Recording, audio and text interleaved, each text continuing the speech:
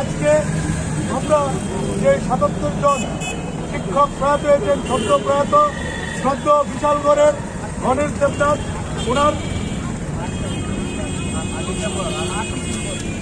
৮ই December ২০২০-এ সদ্য প্রয়াত গণেশ দেবনাথ বিশালগড় নিবাসী, ওনার প্রয়াণে আমরা জয়েন্ট মুভমেন্ট কমিটি ১০৩২৩ গভীরভাবে শোকাহত এবং মর্মাহত। তার স্মৃতির প্রতি গভীর শ্রদ্ধা জানিয়ে এবং তাদের পরিবারের প্রতি গভীর সমবেদনা জানিয়ে আমরা ১ মিনিট নীরবতা পালন করব।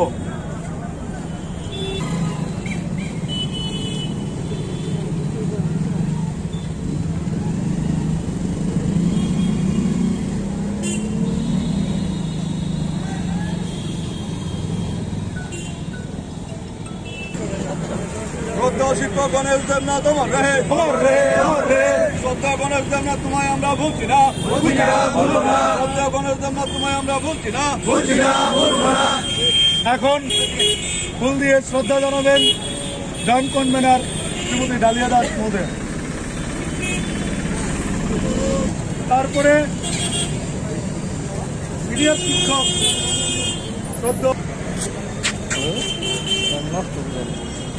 তারপরে ফুল দিয়ে শ্রদ্ধা জানাবেন সদ্য শিক্ষক সদ্য বিজয় কৃষ্ণ শাহ মহোদয়। তারপরে ফুল দিয়ে শ্রদ্ধা জানাবেন প্রশান্ত দেববর্মা মহোদয়।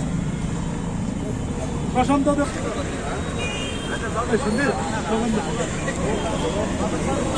গণেশ দেবনাথ অমর রেহে, গণেশ দেবনাথ অমর রেহে, গণেশ দেবনাথ অমর রেহে।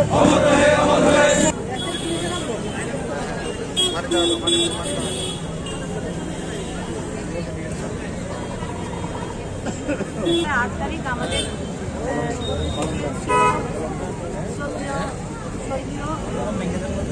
গণেশ দেবনাথ মহাশয় প্রয়াত হয়েছেন। তিনি দীর্ঘদিন অসুস্থ ছিলেন। ওনার ট্রিটমেন্টের জন্য আমরা বিভিন্নভাবে সবার কাছ থেকে টাকা কালেকশন করে ওনার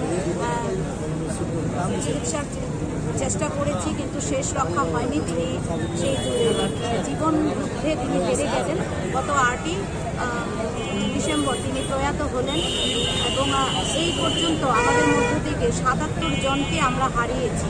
এই গণ অবস্থান মঞ্চ থেকে তাদের পরিবারের প্রতি অবশ্যই শোক এবং সমবেদনা জ্ঞাপন করছি। তাদের পরিবারের সঙ্গে আমরা আছি এবং আমরা আর কোনো একজন শিক্ষককেও হারাতে চাই না।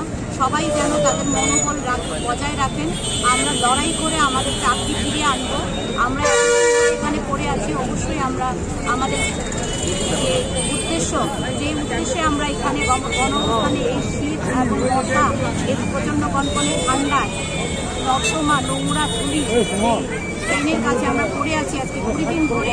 সমস্ত শিক্ষক শিক্ষিকারা এবং তাদের পরিবারের ছোটো ছোটো বাচ্চাদের নিয়ে আমরা অবশ্যই এই রকম মানসিকতা নিয়ে এসেছি যে আমাদের চাকরির ব্যবস্থা সরকার করবে, তারপরেই আমরা দম নেব। আমরা একজনও শিক্ষককে আমাদের মধ্যে থেকে হারাতে চাই না। সবাই মানসিকভাবে দৃঢ় থাকবেন।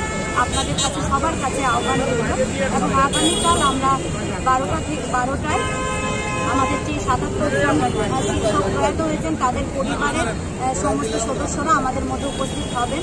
আমরা আগামীকাল তাদের সঙ্গে এই মঞ্চ শেয়ার করব এবং ওনারা ওনাদের পরিবারের অবস্থা আমাদের রাজ্যবাসীর সামনে, সরকারের সামনে তুলে ধরবেন।